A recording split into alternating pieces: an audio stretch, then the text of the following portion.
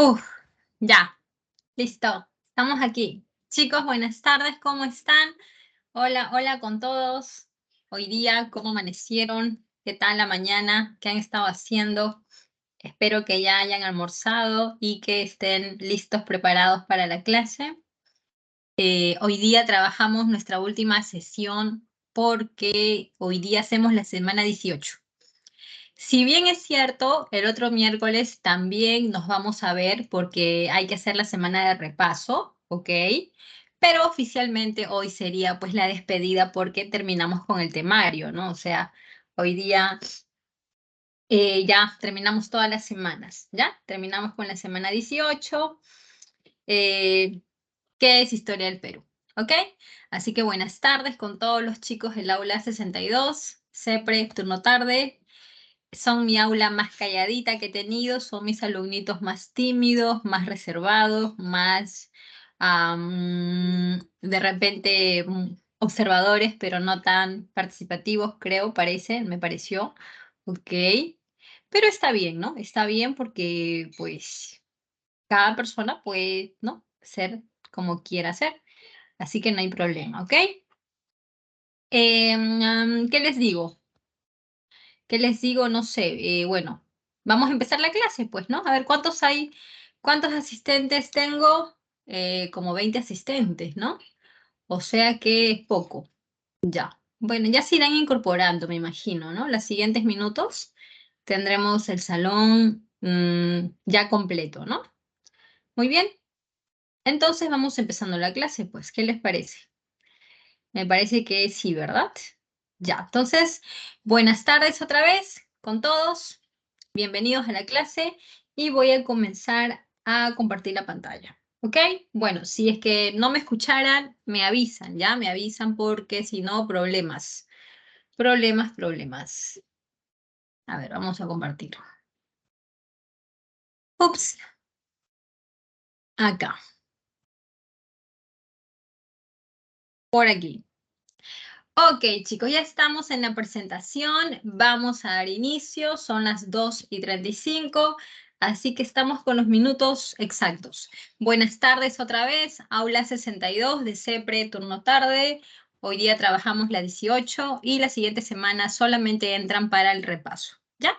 Muy bien. Desde el gobierno de Juan Velasco Alvarado hasta la inestabilidad política y la crisis de los valores democráticos. Eso es Fujimori. Eso es Fujimori. Ya, ya lo veremos después. Vamos con el gobierno revolucionario de las Fuerzas Armadas. A ver, vamos a ver de qué se trata esto. Cuando hablamos de este gobierno revolucionario, hay que tomar en cuenta que es un gobierno que va a llegar al poder mediante un golpe de Estado contra el presidente Fernando Belaúnde Terry. Eso va a ocurrir el 3 de octubre de 1968.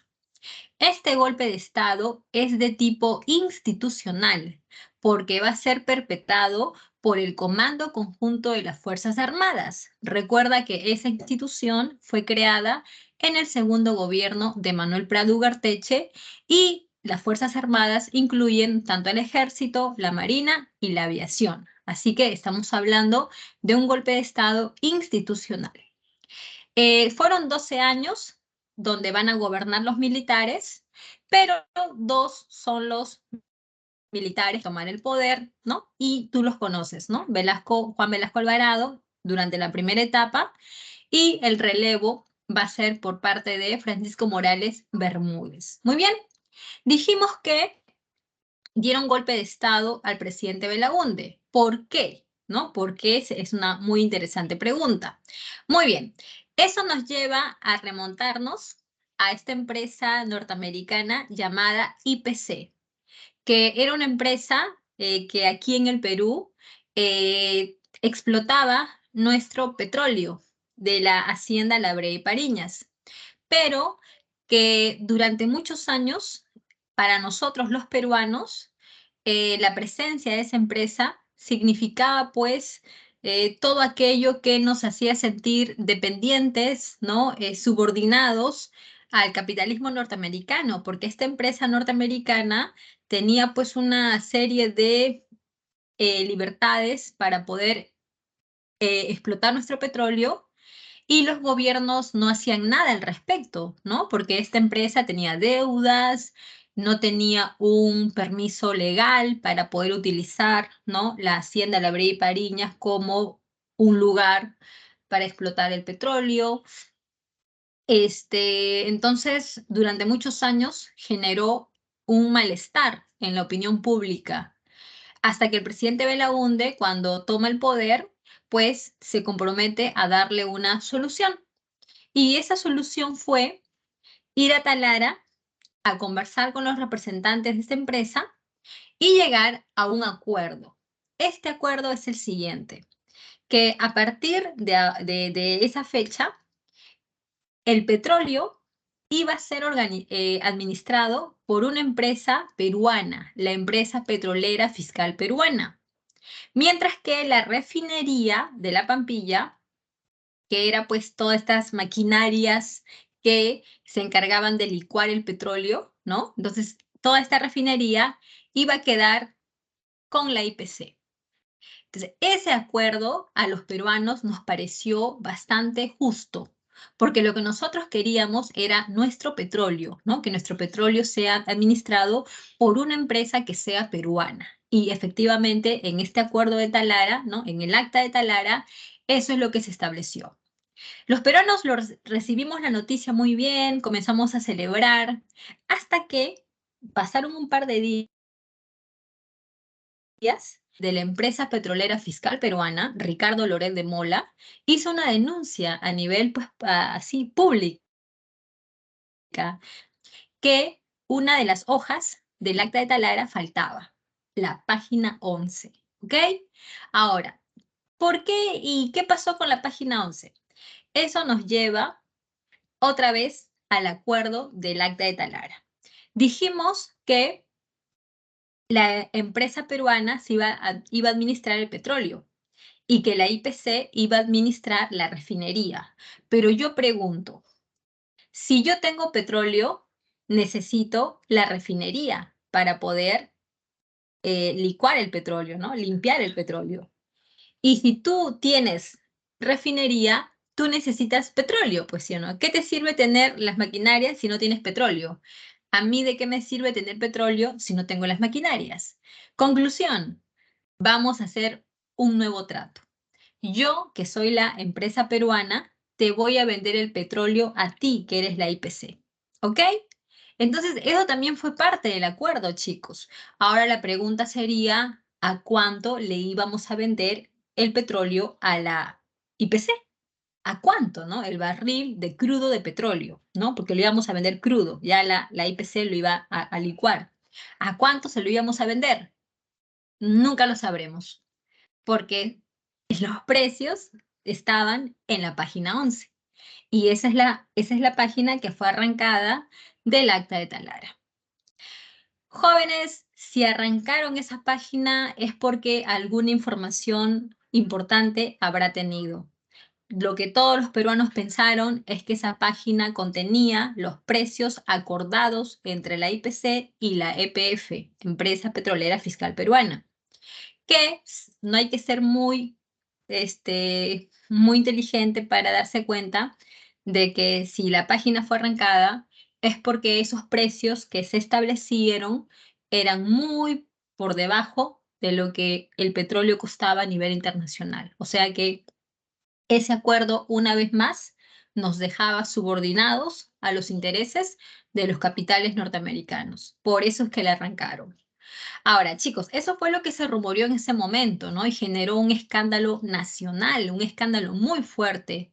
Y ese fue el pretexto de los militares para darle golpe de Estado al presidente Belaúnde. Ya después se ha dicho que ese escándalo de la página 11 fue algo tramado por los militares, que en realidad nunca ocurrió eso, solo que ellos lo tramaron. ¿Para qué, profesora? Para tener un pretexto y darle un golpe de Estado a Belaúnde. ¿Y por qué querrían darle golpe de Estado a Belaúnde? Porque se rumoreaba de que llegaban ya, se acercaban las elecciones, ¿no? En el año 68 y que el APRA iba a ganar. Eso es lo que estaban los rumores, ¿no? De que el Lámpara tenía toda la fuerza de siempre y que Aya de la Torre se iba a convertir en el presidente del Perú. Y los militares, para evitar eso, perpetraron este golpe de Estado con este pretexto que fue el escándalo de la página 11. Bien, chicos. Belaúnde se fue del Perú a Argentina. Los militares, el día 3 de octubre, en un mensaje a la nación, anunciaron el inicio de este gobierno, que es un gobierno dictatorial, porque recuerda que estos militares van a controlar tanto la política como la prensa, la economía, la educación, ¿no? Entonces es una dictadura por parte de estos militares. No se gobierna con constitución, no hay constitución durante estos años jóvenes. Lo que ellos van a utilizar son sus planes, ¿no? El plan Inca o el plan Tupac Amaru, que contiene el plan de gobierno que ellos van a utilizar. El Congreso tampoco va a estar abierto, se va a cerrar el Congreso durante estos años y la prensa también va a estar controlada porque se van a confiscar los medios de comunicación. Así que esas son las características de este gobierno. Ahora, ¿cuál es la propuesta de los militares? Hay que entender que los militares de estos años no son los mismos que los militares de antaño, pues aquellos militares de décadas pasadas que eran aliados de la clase oligárquica, ¿no? Estos militares no son así, ¿por qué? Porque su preparación no ha sido la misma. Estos militares tienen otro tipo de preparación que está influenciada por el CAEM, ¿no? Centro de Altos Estudios Militares, y por la CEPAL, que es el Consejo Económico para América Latina. Entonces, parte de la ideología que tienen ellos tiene que ver con una concientización de la problemática, de la realidad que se vive, no solamente en el Perú, sino también a nivel de América Latina, porque los problemas que el Perú va a presentar, no pienses que solamente el Perú los tenía. Lo mismo, muy parecido, ocurría en Argentina, en Chile, en Ecuador, o sea, en la región. Así que ellos estaban muy concientizados de eso y ellos decían lo siguiente, para resumirlo en 20 segundos. El Perú es un país pobre. ¿Y sabes por qué es esa pobreza? Porque en el Perú hay mucha desigualdad social. Somos un país dividido por clases. Los pobres, que son la gran mayoría, y los ricos, que son pequeños grupos, ¿no? Una minoría. Y entonces esa división social genera una injusticia social, ¿no? Que esta gente vive en condiciones, ¿no? Lamentables, miseria, falta de educación, de oportunidades, ¿no?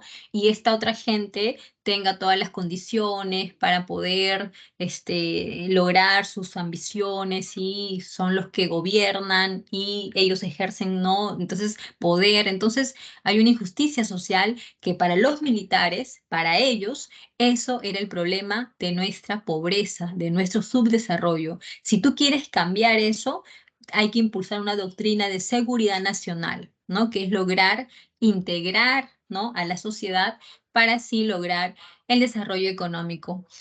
A ver, la primera fase de Velasco lo que busca es la modernización del Perú mediante reformas que son antioligárquicas y nacionalistas, ¿ya? El gobierno de Velasco es un gobierno nacionalista y antioligárquico, pero todo lo que va a hacer, lo va a hacer por la vía autoritaria, ¿ok? Vamos con las estatizaciones. A ver, mira, las estatizaciones incluyen, mejor no, más que incluyen, el objetivo que tiene es controlar los recursos estratégicos de la economía peruana. Y eso, chicos, en nuestro caso, en el caso del Perú, estamos hablando de que somos un país que tiene muchos recursos económicos, ¿no? Azúcar, algodón, caucho, petróleo, minerales, ¿no? Entonces somos un país con esa ventaja, con abundantes recursos económicos, y el gobierno de Velasco lo que va a buscar es controlarlos. ¿Y cómo, profesora? ¿Cómo los va a controlar? ¿Sabes cómo? Expropiando a las empresas extranjeras. Un ejemplo de ello, para que tú te hagas la idea de todas las demás, es la IPC. La IPC era una empresa norteamericana que explotaba nuestro petróleo y Velasco lo que va a hacer es expropiarla y nacionalizar el petróleo. Y para eso va a crear la empresa peruana llamada Petroperú, ¿no? Una empresa dedicada a la explotación del petróleo, Petroperú. Y la IPC finalmente se va a ir del Perú, ¿no? Entonces, así como el caso de la IPC, va a ocurrir también en lo que son los minerales, en lo que puede ser las comunicaciones, lo que son la electricidad, ¿no? Entonces, así igual va a ocurrir en los distintos recursos estratégicos que nosotros tenemos, cuyas empresas, ¿no? Van a ser expropiadas y nacionalizadas y se van a crear estas empresas que tú las vas a reconocer porque terminan en Perú, ¿no? Entel Perú, Saider Perú, Pesca Perú, Minero Perú, Electro Perú, Enafer Perú. Entonces, todas las que terminan en Perú fueron empresas nacionales que crearon de la expropiación de las empresas extranjeras en el gobierno de Velasco. A ver, esto, profesora, estas expropiaciones, estas empresas peruanas, ¿va a ser un éxito o va a ser un fracaso? Bueno, chicos, esto va a ser un fracaso. Y tú dices, profesora, pero ¿por qué es un fracaso? Mira, te voy a comentar algo. Imagínate que tú eres un empresario. Entonces, tú vas a invertir en el rubro del petróleo. Y tú como empresario que eres, tú eres ambicioso. Vas a buscar que tu empresa genere muchas ganancias para que tus capitales crezcan y tú puedas invertir en minería, en la bolsa, en lo que tú quieras. Porque tú tienes mentalidad de empresario, porque es tu dinero y porque tú quieres que tu empresa salga adelante y vas a hacer todo lo posible porque así sea. Pero ¿qué pasaría si tú, pues, no, a tu empresa, colocas una persona, ¿no? De tu confianza, pero esa persona, pues, no ha estudiado administración, no sabe nada del tema empresarial. De repente esta persona es un profesor, ¿no? Imagínate, ¿no? Entonces tú lo pones ahí para que administre tu empresa, ¿ok? Pero esta persona no va a actuar como tú. Por eso, ¿pero por qué? Porque no es empresario, así que no tiene la visión de empresario que tú sí tienes. Esta persona no es su empresa, así que lo único que va a hacer es ir, cumplir su horario, recibir su sueldo y punto. Y esta persona, pues, no está preocupado en que la empresa genere ganancias o salga adelante. Bueno, digamos que le da igual, ¿no? Si la empresa resulta bien, pues bacán. Pero si la empresa quiebra, esta persona tampoco no le va a importar mucho porque consigue trabajo en otro lugar y punto. O sea, no es lo mismo que un empresario, ¿no? Se encargue, pues, de administrar una empresa que lo haga una persona que no tiene el conocimiento ni tampoco, pues, la voluntad para hacerlo, ¿no? Entonces, ¿por qué digo esto, chicos? Porque las estatizaciones que Velasco va a realizar a ese plan, ¿no? Que él va a tener, se le conoce como capitalismo de Estado. Porque una vez que él comience a controlar los recursos económicos estratégicos del Perú, él va a tener que fungir como capitalista. O sea, el Estado va a ser como una especie de empresario. El Estado va a tener que activar estas empresas, va a tener que darles capital, impulso, orientación, o sea, todo para que esta empresa salga adelante. Y esto no lo va a hacer un empresario, esto lo va a hacer el Estado. Por eso es que se habla de capitalismo de Estado. Ahora, vamos con eh, el resultado de todo esto. A ver, chicos, supongamos lo mismo que dijimos hace un momento, ¿no? Supongamos que yo soy Velasco y ustedes son gente de mi entorno político-militar, gente de mi confianza. Entonces yo a Jorge Luis, ¿no? Lo voy a nombrar gerente de Petro Perú. Mira qué tal cargo que te dan y qué gran responsabilidad, ¿verdad? Entonces tú te conviertes en gerente de Petro Perú y tienes que administrar esa empresa de todos los peruanos, ¿no? Esta empresa para que esta empresa vaya hacia adelante. Pero Jorge Luis, ¿qué sabe de petróleo? Jorge Luis es enfermero. De petróleo no sabe nada, ni de empresas, ni de nada. Va, cumple su horario, no hace bien su trabajo porque desconoce y la empresa comienza a irse a la quiebra, o sea, comienza a generar pérdidas. ¿Qué va a hacer el Estado? Va a tener que inyectar más dinero. O sea, si la empresa está fallando, hay que dar más capital para que la empresa tenga más dinero y comience, ¿no?, a producir. Pero la empresa no lo hace. Genera pérdida, pérdida, y el Estado tiene que meter más plata. Al final de cuentas, esa empresa termina quebrando. ¿Por qué quiebra, profesora? Por la ineficiencia de quienes la dirigen, pues. Porque esta gente que las está dirigiendo no sabe nada. Además de ser ineficiente e incapaz, es gente muy corrupta, porque al interior de esto hay muchísima corrupción. Y así como pasa con este ejemplo, imagínate que pasaba en todas las otras empresas. Gente ineficiente que tomó esos cargos tan importantes de nuestras empresas peruanas y que en lugar de generar ganancias, fueron totalmente ineficientes porque las empresas se fueron a la quiebra, abajo, y lo único que se generó fue mucho gasto público, porque recuerda que todo esto ha sido con plata el Estado, ha sido con el gasto público. Entonces imagínate cuánto se gastó para todo esto, cuánto, imagínate. Además se dice que el gobierno de Velasco sí indemnizó a la IPC, por ejemplo. Cuando la IPC se fue del Perú, se dio el famoso convenio de la Flor Green, donde la IPC habría recibido dinero por parte del gobierno de Velasco. Lo mismo que con la reforma agraria. Esos hacendados que se les quitaron sus tierras dicen que por lo bajo se les entregó dinero también. O sea, no está escrito formalmente, pero se habla de que sí. Entonces, imagínate estos gastos que el Estado va a hacer, ¿no?, con todo esto, que la única consecuencia que nos va a traer es una gran deuda, pues jóvenes, una gran deuda pública por todos estos gastos. Al final, jóvenes, del fracaso de las estatizaciones, lo que nos va a quedar es seguir exportando con muchas más ganas nuestros minerales, lo cual nos va a generar una dependencia más grande con Estados Unidos. Lo de la reforma agraria, jóvenes, lo que se buscaba era pues solucionar el problema de los campesinos, que como yo te dije, ¿no?, de las otras clases, los campesinos de muchos años atrás venían reclamando la tierra, ¿no? O sea, la tierra es para quien la trabaja, ¿sí o no? Claro, los campesinos trabajaban la tierra, pero no eran dueños, porque los hacendados les habían quitado sus tierras, ¿no? Entonces, ese problema por mucho tiempo estuvo ahí, ¿no?, como un tema agudo, hasta que con esta reforma agraria esto se va a solucionar.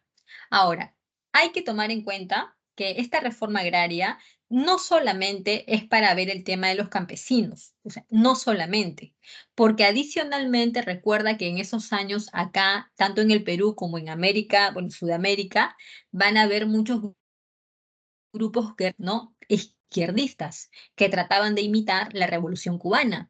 Y para contrarrestar a estos grupos guerrilleros, también la reforma agraria es un mecanismo para poder lograrlo.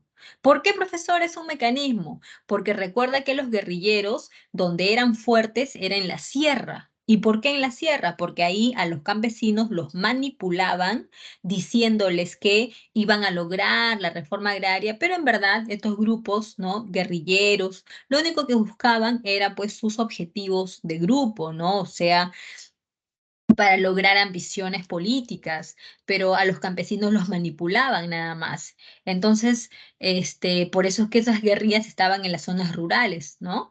Entonces, si tú haces la reforma agraria, lo que estás haciendo es dejar a estos guerrilleros sin fuerzas, ¿no? Sin apoyo, porque los campesinos se van a contentar cuando se plantea esta reforma agraria. Se expropiaron los latifundos, ¿no? Se expropiaron las grandes empresas y los campesinos van a poder acceder a la tierra no directamente, no directamente. La forma en que los campesinos van a acceder a tener la propiedad de la tierra es a través de las CAPs y las SAIs. Las CAPs son cooperativas agrarias de producción social y las SAIs son sociedades agrícolas de interés social. Por medio de ellas, tú como campesino tenías que organizarte, ¿no?, a través de ellas para que recibas el apoyo técnico, la capacitación, para que a través de ella te organices, ¿no?, y puedas tener, pues, lo que es esta entrega de las tierras, ¿ok? Ahora, ¿cuáles son las consecuencias de esto, ¿no?, de la reforma agraria? Si bien es cierto, sí se eliminó el latifundismo, sí se acabó con toda esa etapa, pues, ¿no?, de las grandes terratenientes, ¿ok? Eso sí finalizó, pero la reforma agraria fracasó, chicos. ¿Y por qué fracasó? Porque las cápsulas SAIS no funcionaron bien, pues jóvenes. Porque las personas que dirigían estas dos cooperativas agrarias también eran personas que no tenían conocimiento realmente. Y eso es parte de, digamos que, los errores, ¿no? de este gobierno militar, que estas empresas eran ineficientes porque eran dirigidas por personas que no conocían bien, ¿no? acerca de lo que se les encargaba. Y pues, a pesar de que la voluntad pudo ser buena, los resultados son malos, ¿no? Son fracasos. Entonces, la reforma agraria fue un fracaso y la consecuencia de esto es que nuestras exportaciones van a caer. O sea, el Perú exporta, imagínate que el Perú exportaba 100, ¿no? El Perú exportaba 100. Después de la reforma agraria, el Perú exportaba 10 o exportaba 5. O sea, ¿y por qué es tan grande la caída? ¿Por qué, cuál es el respaldo para decir esto? Que se cayeron nuestras exportaciones, se redujeron, chicos, tanto que ni siquiera había para poder comer. No había para poder comer, ni nosotros mismos. Por eso que Velasco mandó a importar papas de Europa. ¿Tú puedes creer eso? Que alguna vez el Perú necesitó comprar papas de Holanda para dar de comer a la población peruana. Nunca lo hemos necesitado, ¿verdad? Porque la tierra siempre produce, al menos para llenar la barriga hay. Pero con Velasco hasta eso llegamos porque las exportaciones, todo el tema agrícola fue un rotundo fracaso. ¿Ok? ¿Qué más? Vamos con el otro PPT. Recuerda que en la conferencia de Bandung se reunieron los países descolonizados de África y dijeron pertenecer a un grupo de países no alineados porque no estaban ni con el capitalismo ni con el comunismo. Entonces, el Perú también, en el gobierno de Velasco, también se adhiere, ¿no? a esta posición, ¿no? a este grupo que dice pues no estar alineados ni con el capitalismo ni con el comunismo. Pero en la práctica sabemos que nuestra inclinación estuvo por el lado del comunismo porque la URSS nos va a ayudar con un crédito que va a servir para que nosotros compráramos armamentos jóvenes, ¿ok? La URSS no sé cuánto dinero nos dio, hablan de 2.000 millones de dólares que nos habría dado para que nosotros con ese crédito poder comprar armamento, ¿ok? Así que nuestro acercamiento fue por el lado del bloque comunista.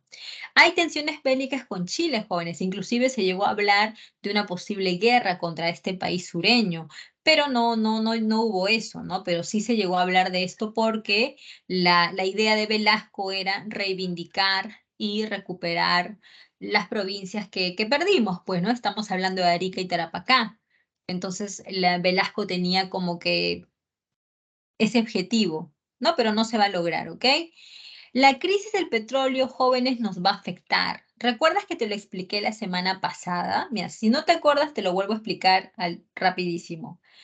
En los años 70 hay una guerra en el Medio Oriente. Es la guerra del Yom Kippur, también llamada como la guerra palestino-israelí. Es una guerra donde Israel va a estar apoyada por Estados Unidos y la ONU y Palestina va a estar apoyada por los países árabes. Ahora, estos países árabes que apoyan a Palestina son países que producen petróleo, son los países árabes que producen petróleo en el Medio Oriente. Entonces, estos países, para apoyar a Palestina, van a dar un decreto. O sea, ¿cuál es ese? Que no le van a vender petróleo a ningún país que esté apoyando a Israel. O sea, a Estados Unidos, ¿ok? No van a venderle petróleo a Estados Unidos. Y si eso, y eso claramente te hace darte cuenta de que va a generar una crisis acá, ¿no? En el mundo occidental, porque si Estados Unidos ya no tiene petróleo, va a comenzar a tener problemas y nosotros lo vamos a sentir. Entonces, esta crisis del petróleo viene a raíz de esta situación, ¿no? Cuando los árabes que producían petróleo, pues estos países se negaron a venderle petróleo a los países que estaban ayudando a Israel en la guerra del Yom Kippur. Políticamente te dije que se cerró el Congreso, no hay constitución, jóvenes, tampoco hay elecciones municipales, ¿ah? Recuérdalo, en el gobierno de las Fuerzas Armadas no hay elecciones municipales.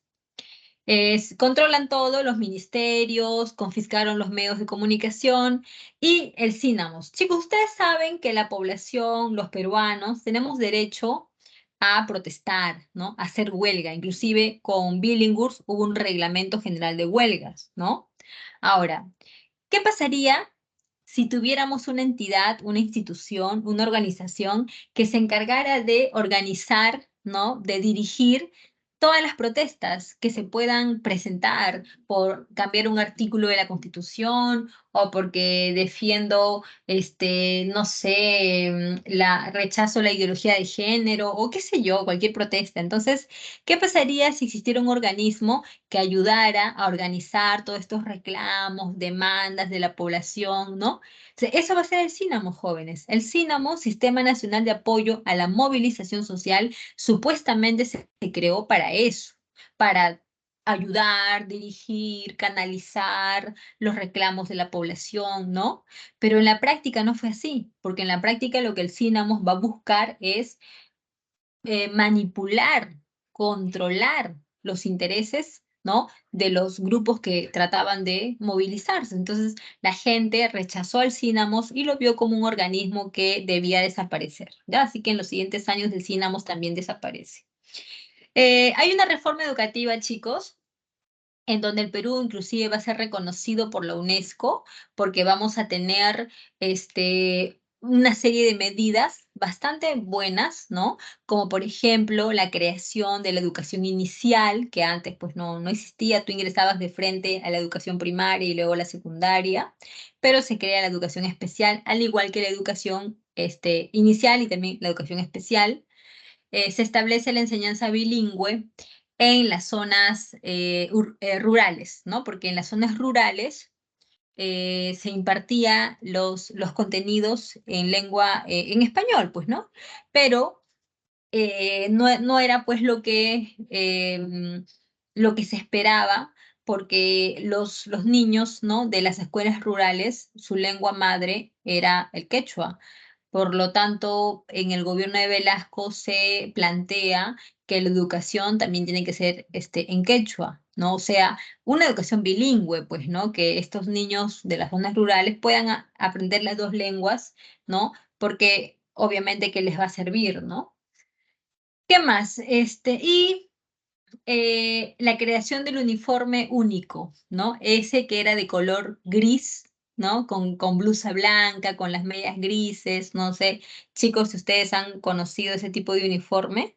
Fue un uniforme que Velasco lo creó con la intención de que los alumnitos, ¿no? Los niños puedan llevar, ¿no? El mismo uniforme, ya seas de un colegio nacional o particular, de un colegio de la sierra, de la selva, de la costa, o sea, todos son iguales. Acá no hay que soy diferente, que soy rico, que soy mejor, que soy de la costa, soy blanco, no hay nada de eso. Los niños son niños, van a la escuela y en la escuela no hay ricos, no hay pobres, no hay serranos, no hay costeños, no. Solamente hay niños que están estudiando y a través de este uniforme único es lo que se buscaba lograr, ¿no? Esta idea de que la educación era para todos y todos eran considerados iguales, ¿ok? Chicos, dejemos a Velasco con pues estas cosas que estábamos mencionando. Recuerda que también durante estos años se creó la INDECI, ¿no? Instituto Nacional de Defensa Civil, a raíz del terremoto en Yungay en el año 70, ¿ok? Entre otras cosas. Morales Bermúdez, a ver, ¿qué va a pasar acá, chicos? En agosto de 1975 se va a celebrar o se celebraba un año más de la incorporación de Tacna al Perú, ¿no? Entonces, por motivo de eso, ¿no? Estaban celebrando, acuden pues, ¿no? La gente del gobierno de Velasco, ¿no? Los militares, gente, ¿no? Alrededor del gobierno. Y esa ocasión ¿no? Esa celebración por la reincorporación de Tacna es aprovechada por Bermúdez para darle un golpe de estado a Velasco, o mejor dicho, sería un contragolpe, ¿no? A Velasco. Entonces, lo que se esperaba, lo que la población pensaba es que eso podía traer un enfrentamiento entre ellos, ¿no? Imagínate, Velasco contra Bermúdez, porque, o sea, por el poder. Pero no fue así, no fue así porque Bermúdez, o sea, o Velasco, aceptó y más bien pidió al pueblo peruano que acepten a Bermúdez como nuevo presidente y que él, ¿no? Iba a dar un paso al costado. Así que, pues, es lo que exhortó mediante un mensaje a la nación y Velasco se retiró, porque también estaba mal de salud, ¿no? Esa es la verdad, estaba mal de salud. Así que Bermúdez llega al poder mediante este golpe de Estado conocido como el Tacnazo y su gobierno comienza en el año 75 hasta el año 80. A ver, chicos, económicamente Velasco nos dejó muy mal. ¿Por qué, profesora? Por todos los gastos que hizo, pues jóvenes, gastos que aumentaron nuestra deuda externa, gastos que nos llevaron a la quiebra, a la disminución de nuestras exportaciones, no hay alimentos ni siquiera, hay inflación, o sea, unas situaciones económicas muy agudas. Entonces la gente comienza a reclamar, porque tú sabes que cuando hay problemas, cuando hay hambre, ¿no? La gente reclama. Entonces la gente comienza a movilizarse, a protestar, y el presidente Bermúdez, ¿qué es lo que hace? Aplicar toques de queda, a establecer estado de sitio acá en Lima, ¿no? Esos términos jóvenes tú los conoces, ¿no? El estado de sitio por tu curso de cívica y estoy segura de que tú ya te lo han explicado. Y los toques de queda lo has vivido, ¿no? En los últimos años. En los últimos años no, en estos 2 últimos años por la pandemia hemos estado encerrados en nuestras casas, imposibilitados de salir en ciertos horarios, ¿no? Porque podrían en la calle, pues en la calle te podían encontrar y detener por incumplir, pues, ¿no? Estas, estos, estas decisiones, ¿no? Por parte del gobierno. Ahora, jóvenes, Velasco confiscó los medios de comunicación, pero Bermúdez digamos que va a continuar con eso, pero en sus últimos meses de su gobierno va a comenzar a restablecer la libertad de expresión, pero poco a poco y solamente algunos diarios. No sé si me dejo entender, ¿no? O sea, de todos los diarios, revistas que Velasco confiscó, Bermúdez va a comenzar a restablecerlas, pero no todas, solamente algunas de ellas, ¿ya? Y por eso es que se habla de una libertad restringida, ¿no? En el gobierno de Bermúdez. Chicos, como la economía estaba tan mal, el presidente Bermúdez va a aplicar los famosos paquetazos. ¿Qué son los paquetazos, chicos? Miren, los paquetazos es un término como chicha, podríamos decir, ¿no? O sea, es como decir Fujishock, algo así, ¿ok? Los paquetazos lo que realmente son es medidas económicas. Son medidas económicas y también fiscales, que lo que va a buscar es solucionar problemas económicos que se presenten en un país. Pero estas medidas, en lugar de ayudar, muchas veces tienen un impacto negativo en la población, porque la gente no los va a tomar bien o no los va a recibir bien este tipo de medidas. Y tú dirás, profesora, ¿no? Pero ¿por qué la gente no le gustan los paquetazos, ¿no? ¿Cuál es el problema? Lo que pasa, jóvenes, es que los paquetazos son medidas austeras, como decir que se aumentan los impuestos, que se eliminan los subsidios, se eliminan los controles de precios, ¿no? Entonces, son medidas que a nadie le guste. Si yo te digo, a partir de mañana aumentan los impuestos de agua y luz, a partir de mañana ya no vamos a dar subsidios a ninguna zona, ¿no? Entonces, a ti te perjudican. Entonces, tú vas a pensar que estas medidas económicas son negativas, son malas. Entonces, ante la opinión pública, los paquetazos eran mal recibidos por su impacto que tenían, pero eran medidas que se tomaban por parte de gobiernos como Bermúdez, por ejemplo, ¿no? En donde pues vamos a ver que se aplican estas medidas económicas austeras. Y Morales Bermúdez, chicos, después de que su gobierno pues no pudo contener la situación ni solucionar el tema, ¿no?, económico que andaba muy mal, ¿no? Después de todo esto, decide convocar a una asamblea constituyente, ¿ya? En el año 77 lo va a convocar. Después de la convocatoria, ¿no?, se dan las elecciones en donde van a participar los partidos políticos, ¿no?, de esos años, como el partido PPC, el Acción Popular, el APRA, ¿no? Entonces, cuando se dan las elecciones, ¿no?, y de todos los partidos que participaron, el que más votos va a tener es el partido aprista, ¿ok? Y por eso que Aya de la Torre se va a convertir en el presidente del Congreso Constituyente, ¿ya? Este Congreso Constituyente que se va a establecer en 1978 y que para el año 79 va a promulgar esta nueva Constitución. Ya, jóvenes, la Constitución de 1979. Donde tiene novedades, por supuesto que sí, como por ejemplo se establece que la mayoría de edad ahora va a ser a los 18 años y que los analfabetos van a poder votar. ¿Ya? Así que recordando a la reforma electoral de Nicolás de Piérola en 1895, mira, saca tu cuenta, ha tenido que pasar casi un siglo para que otra vez, ¿no?, los analfabetos tengan este derecho, ¿no?, que lo deben tener como también ciudadanos que son, ¿no? Entonces, acá se va a establecer el voto de los analfabetos y pues es la última vez que vamos a saber de Aya de la Torre, porque fue el último cargo que va a utilizar. Ya posteriormente su salud se pone, ¿no?, mal y Aya de la Torre termina muriendo, ¿ya? Así que esta asamblea fue su última oportunidad de tener, ¿no?, este poder, ¿no? Y él fue el presidente del Congreso Constituyente, ¿ok?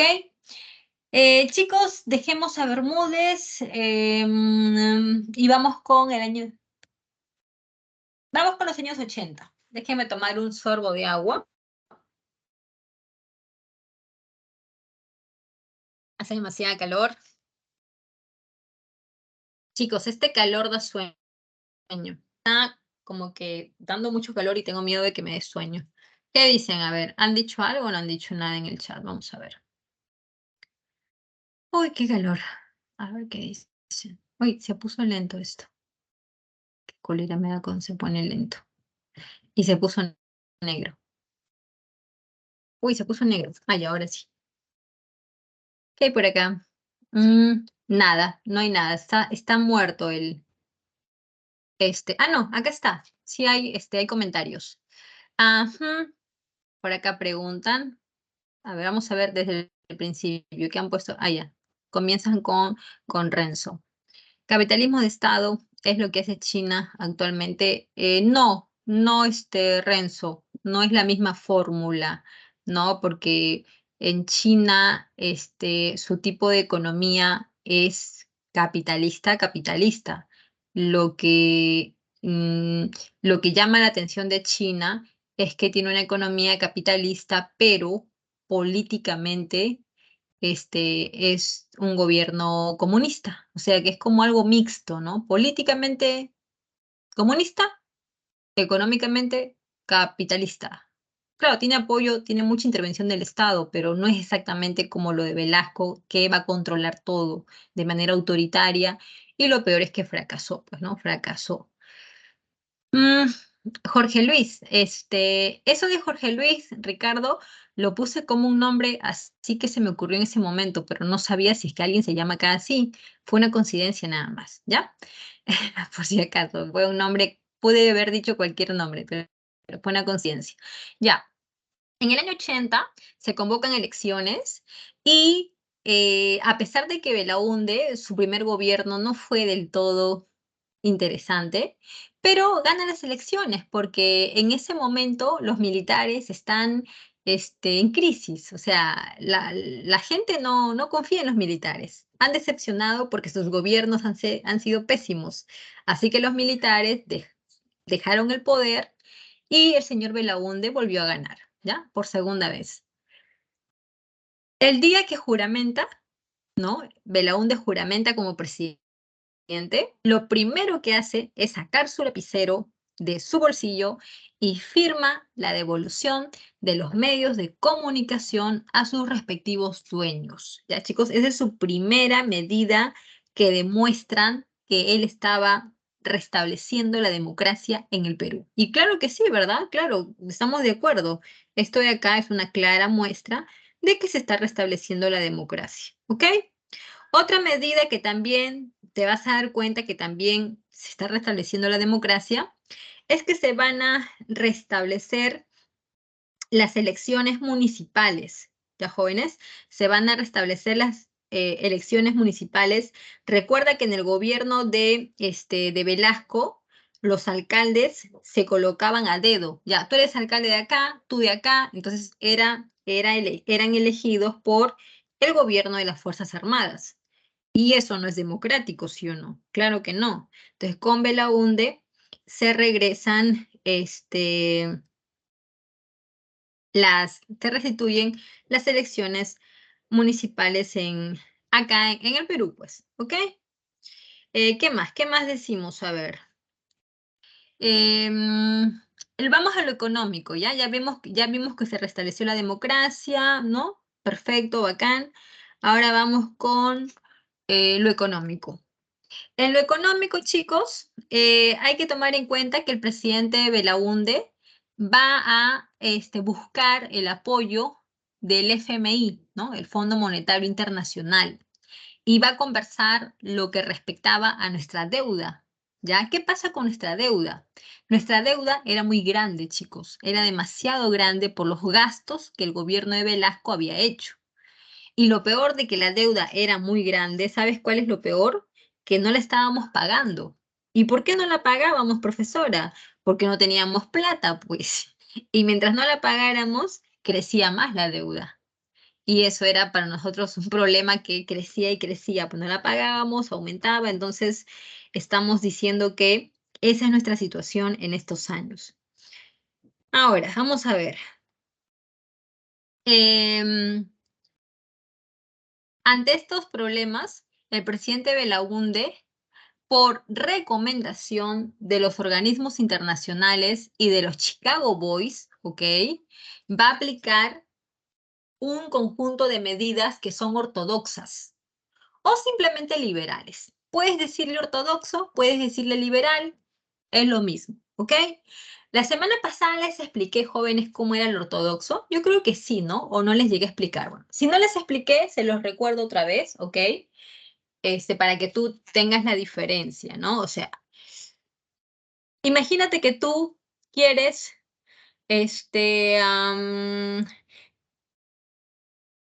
utilizar quieres instalar un programa en tu computadora. Y para instalarlo, te dicen que tienes que seguir los siguientes pasos. Entonces, paso 1, paso 2, paso 3. Tú sigues todos los pasos que te dicen y lograste, ¿no? Introducir este programa en tu PC.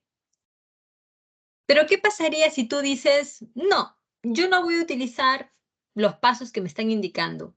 Voy a utilizar otros pasos que creo que también me van a salir, ¿no? Voy a ver si me sale o no, pero lo voy a intentar. Entonces tú agarras y haces otros procedimientos, ¿no? Para instalar ese programa que quieres y te demoras más de repente, ¿no? Pero al final lo lograste conseguir. También instalaste el programa.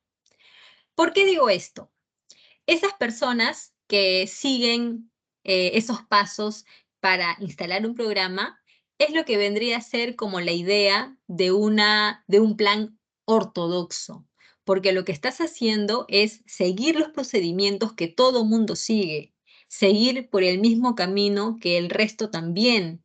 Si tú haces esa fórmula, lo más probable es que no fracases, porque es lo que todo el mundo ha hecho y puedes ver si en ellos falló o no falló. Y tú te puedes dar cuenta que, bueno, de acá, todos lo hacen y todos lo hacen bien. Por lo tanto, me voy a asegurar, lo voy a hacer. Entonces, eso es una postura ortodoxa, seguir los lineamientos del resto. Lo heterodoxo viene a ser lo distinto.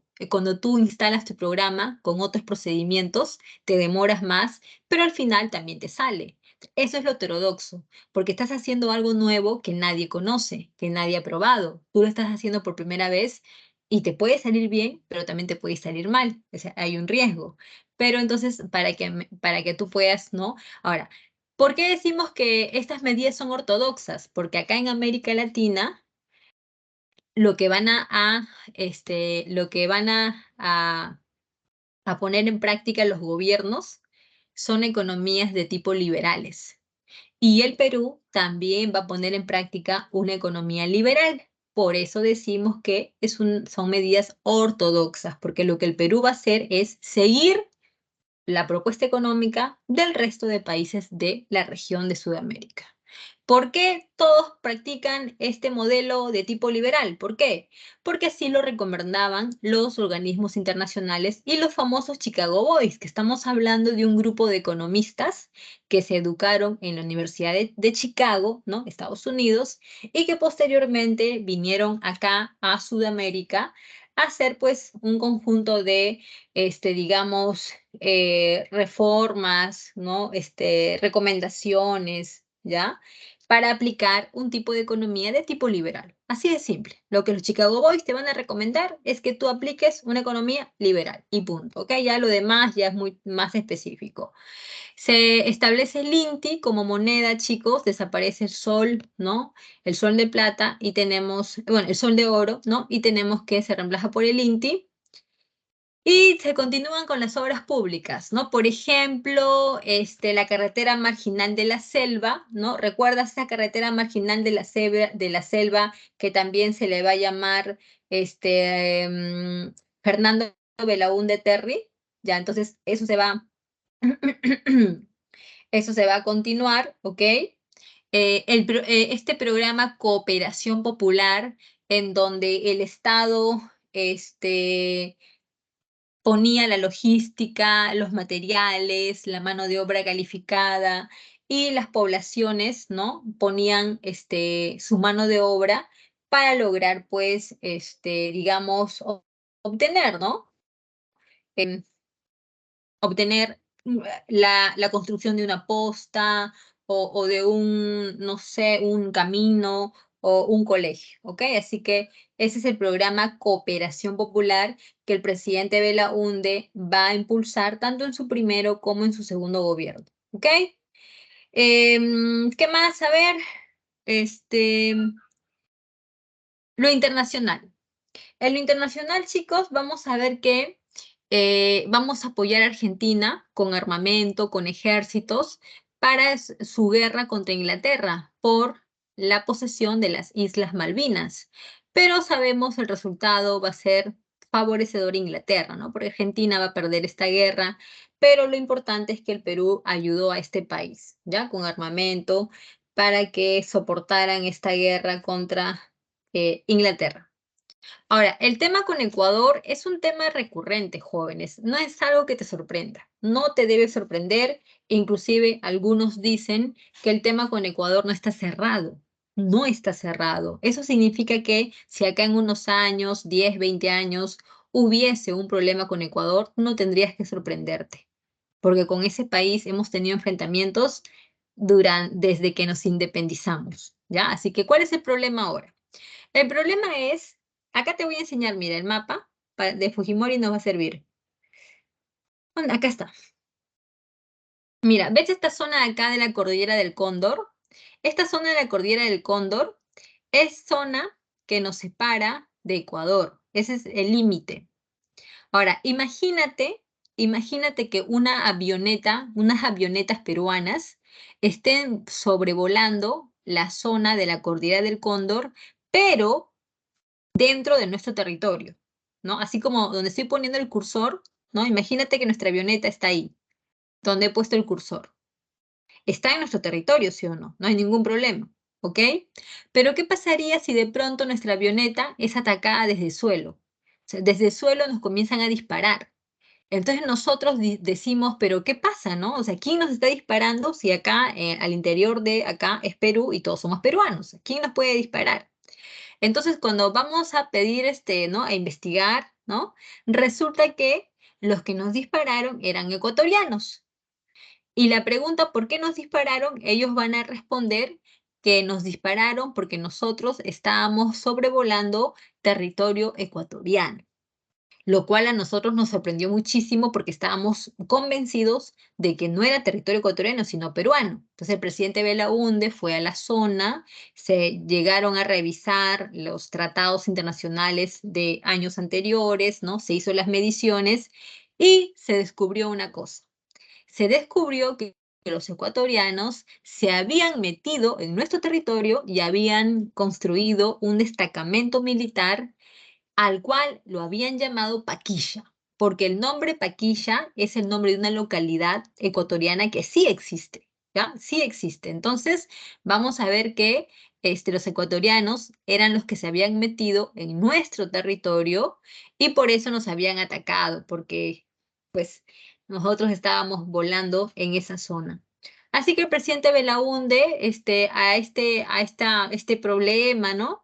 Lo llamó el falso Paquilla, ¿no? El falso Paquilla como algo, no sé si chistoso o anecdótico o de importancia que no, ¿no? Entonces, eso es, ¿ya? Este incidente que ocurrió y pues, no llegó a ninguna guerra, ¿no? Como tú ves, no fue ninguna guerra, solamente fue un incidente. En el año 83 hay un mega niño, ¿no? Es un fenómeno del niño con grandes repercusiones en la costa, ¿no? Inundaciones, huaicos, en la sierra hay sequías, ¿no? Por lo tanto, los campos no van a producir, hay una crisis agrícola, en la costa norte las inundaciones van a traer consigo epidemias, mosquitos, tú sabes lo que es eso, ¿verdad? El dengue, esas, ¿no? Por las aguas que van a estar ahí, pues esas aguas almacenadas, sucias. Entonces, muchas muertes, muchos gastos en infraestructura y también migraciones jóvenes. Hay gente que al perderlo todo van a venir a Lima pues para poder continuar con su vida, porque donde vivían simplemente todo fue arrasado por las inundaciones y los huaicos en este mega niño del año 83. Ahora, vamos con la subversión o también llamado terrorismo. ¿Ya, chicos? En el año 1980 se estaban dando las elecciones, ¿no? A nivel nacional. Y en la localidad de Chuschi, en Ayacucho, un grupo de campesinos va a las mesas de votación y va a destruir todas las ánforas, o sea, van a impedir el proceso electoral. El presidente Belaúnde, cuando se enteró, pues simplemente no le dio la importancia. Dijo, son un grupo de campesinos que están reclamando, como siempre, así que no pasa nada. ¿Ok? Entonces, ese accionar del año 1980 fue el primer accionar de Sendero Luminoso, ¿no? Esta agrupación terrorista, también conocida como Partido Comunista Peruano. ¿Ya? Entonces, vamos a ver que este es su primer accionar. ¿De qué estamos hablando cuando hablamos del Partido Comunista del Perú, Sendero Luminoso, que no es lo mismo que Partido Comunista Peruano de José Carlos Mariátegui, por si acaso, no es lo mismo, ¿ok? ¿Por qué?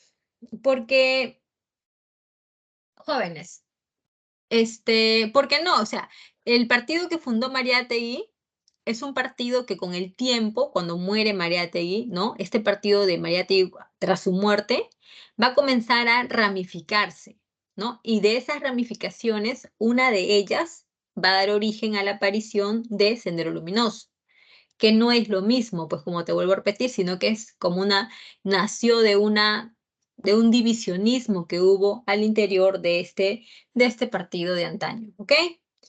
Ahora, eh, Sendero Luminoso tenía como líder a Abimael Guzmán Reynoso, catedrático de la Universidad de Ayacucho, San Cristóbal de Huamanga, me parece, y pues él comienza a adoctrinar a sus estudiantes, ¿no? También a otros profesores también, y poco a poco va creciendo, ¿no? El grupo.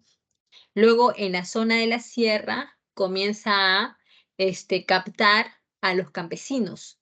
Si no es por las buenas, por las malas. Porque si tú no querías, te obligaban, intimidándote, matando a tus animalitos, destruyendo tus cultivos.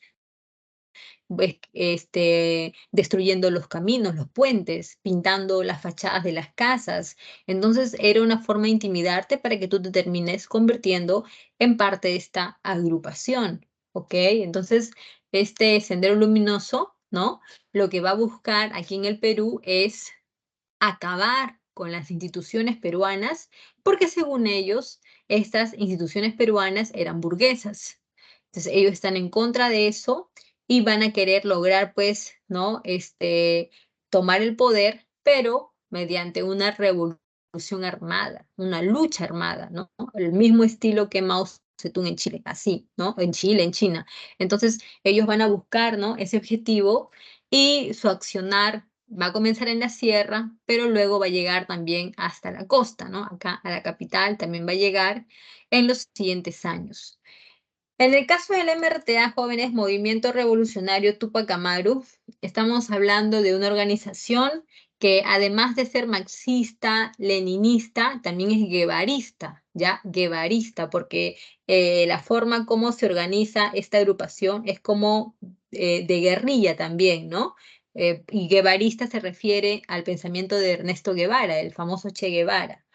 En el en el MRTA, chicos, su accionar va a comenzar en el año 84 y también junto con Sendero Luminoso van a ser las dos agrupaciones causantes de miles de muertos, ¿no? Hasta el año 92 en que van a ser capturados, ¿ya? Así que, ¿por qué decimos eso? Porque el informe de la Comisión de la Verdad así lo va a indicar cuando termina su estudio, ¿ok? Así que estas dos agrupaciones van a ser las responsables de las miles de muertes que van a ocurrir junto con las Fuerzas Armadas de Perú, también hay que decirlo, ¿ok? ¿Qué más? A ver, vamos con, vamos con Alan García, ¿ya? Dejamos a, a Belaunde y vamos con Alan García. En el año 85, Alan Ludwig García Pérez llega al poder. Era la primera vez que el partido aprista lograba tomar el poder. Los otros líderes apristas nunca lo lograron hacer. Bueno, solamente Aya de la Torre, que fue presidente del Congreso Constituyente, pero no logró tomar la presidencia. Pero Alan García sí. Era bastante joven, eso sí, era bastante joven. Y cuando toma el poder, dentro de sus promesas de campaña que hizo fue solucionar el tema económico, ¿no? Que era pues una de las mayores preocupaciones que teníamos todos los peruanos, y también el tema del terrorismo, que sabíamos que iba creciendo, ¿no? Fue creciendo en esos años. Entonces Alan García va a aplicar un programa económico heterodoxo, así lo va a llamar él a su programa, ¿no? Mi programa va a ser heterodoxo, dijo él.